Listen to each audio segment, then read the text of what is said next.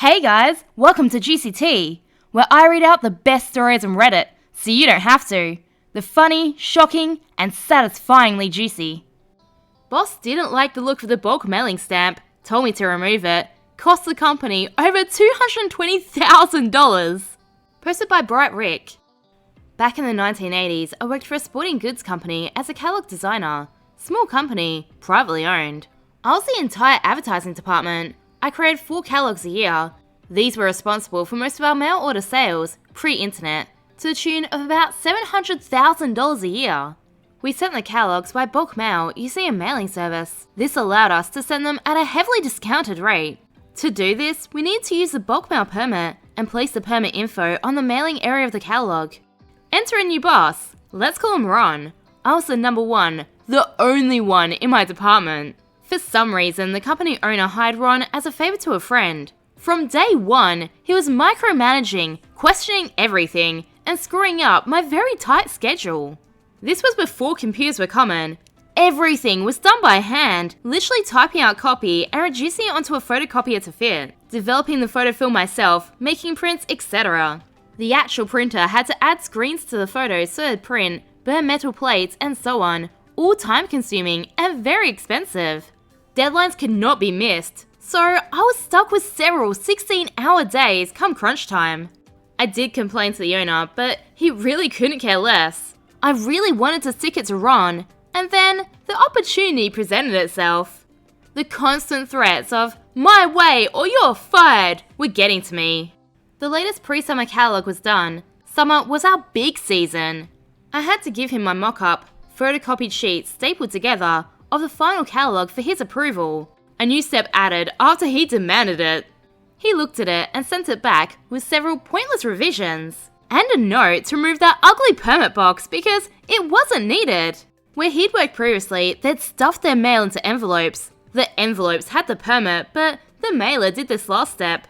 I simply asked him to initial the changes, as this was the final approved version and was going to the printer the next day. There was no time to check it again, so he did.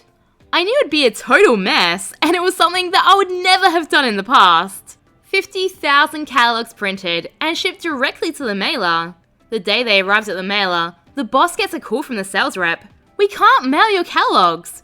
Boss storms into my area of the building and is literally screaming. Ron is now pissed and yelling at me, joined by the boss. I swear, spittle and froth, vein bulging screaming. Minimum 2-week delay, wasted money, lost sales.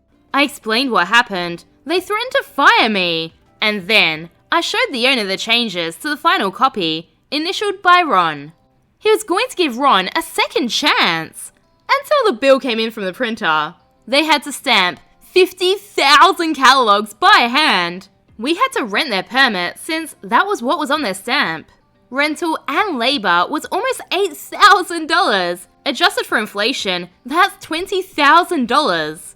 Plus, our early summer sales boost was off by almost $50,000 from previous years, or $200,000 adjusted for inflation. Ron was fired, and I was left alone after that.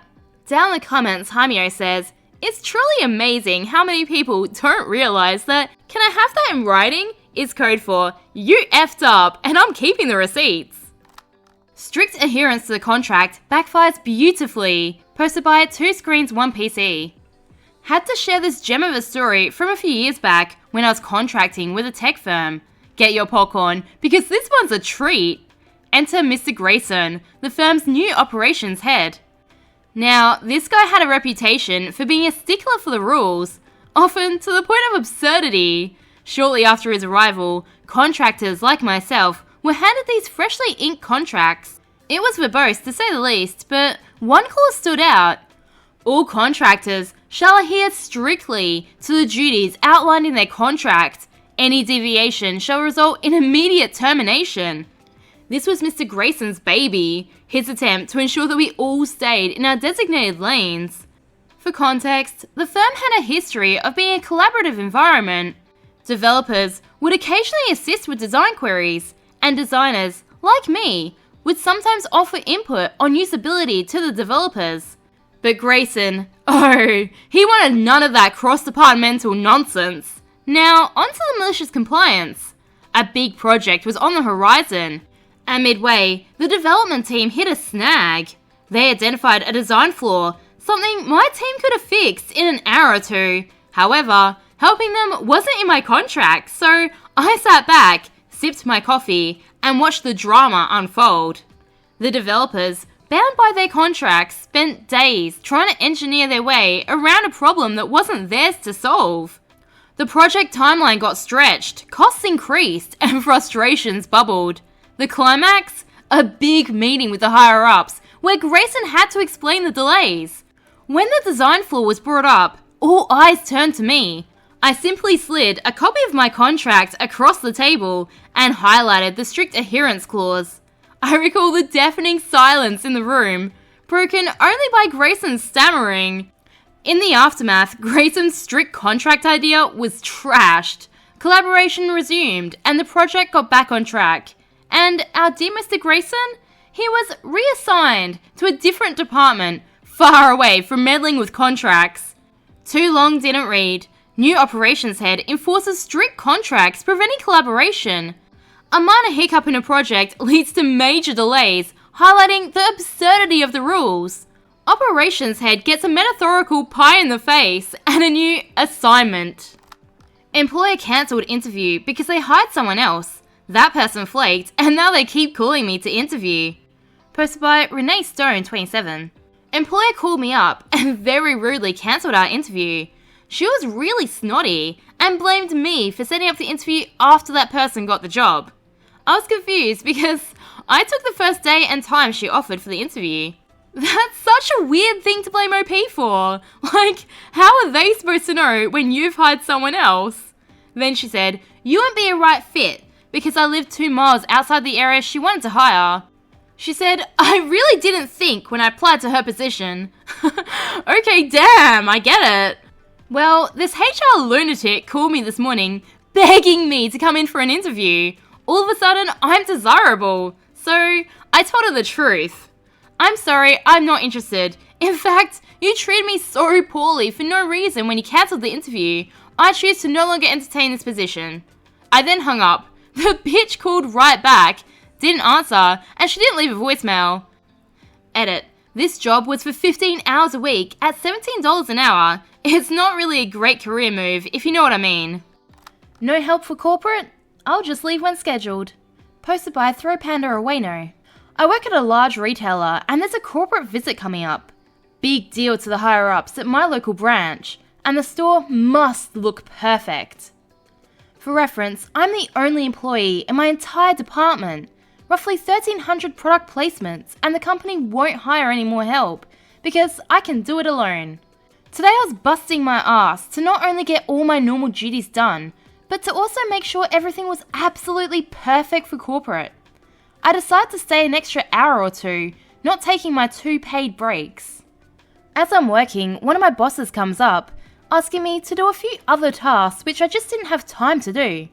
I politely told him everything I still had left to do, and advised that I could complete those tasks as well, if someone can help me out for an hour. That someone could have been one of the managers, by the way. I was told no one can help, and these tasks need to get done so the store looks good for corporate, and then they walked away. So I said F it and took my paid breaks. I then continued working as hard as possible to get what I knew absolutely needed to get done, primary product order. I left at the time I was scheduled to leave. I didn't clean, straighten up the department, or refill things which had already been sold. On my way out, I told my manager I was leaving because my shift was over and I had things to do. I said he should probably make sure someone cleans up my department tonight, or it's not going to look too good for corporate tomorrow.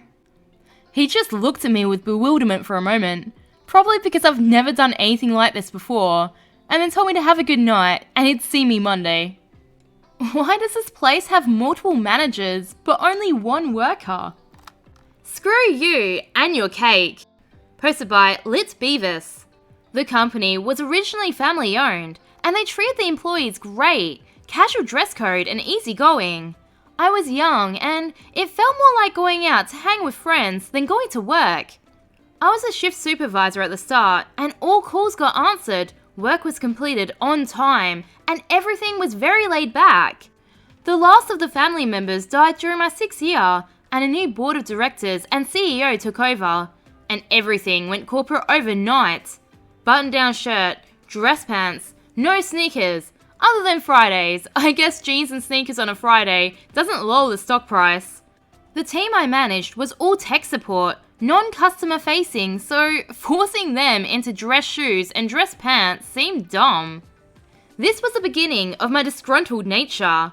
One of our CEOs, who had an office in our building, was so petty he would sneak into the call center on weekends when the rest of the office was closed. He would take off his shoes so as to make no noise, and in his socks sneak in through the back door to check under desks and make sure that nobody was wearing sneakers. What a way to spend his weekends! Dude needs to get a hobby. Then he'd complain to me or my manager when he found someone.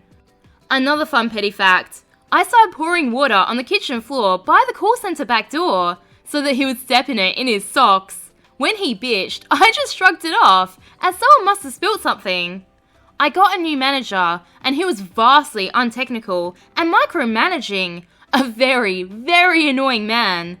He was also very passive-aggressive. He'd do something stupid, I'd yell at him, face to face in his office, and he would say nothing. After sitting down at my desk, 10 feet away from his office, I would get a very strongly worded email about our interaction, CC to the new corporate overlord. The company got super cheap unless it was for manager meetings or special occasions where they could put on a public appearance of being a family-friendly place to work. Cue the company's 10-year anniversary. All the bigwigs came down to our office, and a few even flew in from out of state. They had a huge sheet cake with the name of the company and 10 years written on it. It was sitting, unguarded, in the cafeteria. As I was walking through, I noticed that nobody was around, and I grabbed a knife from the table. I cut out a perfect square from the middle of the cake, and like a fat kid, I ate it with my bare hands. I nearly choked trying to eat it so quickly, worried that someone would come into the cafeteria. Imagine that Heimlich maneuver. Hey, what's she choking on? Stolen cake! I washed my hands of frosting quickly and fled. A few minutes later, our CEO, flanked by his cronies, came storming through the call center, yelling that he wanted to know who ate the cake. They had a professional photographer who was going to take a photo of all of them behind the cake for the local newspaper. But now, the 10 years and a huge chunk of the company name was missing. I sat there quietly and said nothing. In fact, this is the first I've spoken about it in 15 years. F you and your cake. Remember, I post new content every day, so subscribe for more juicy tea.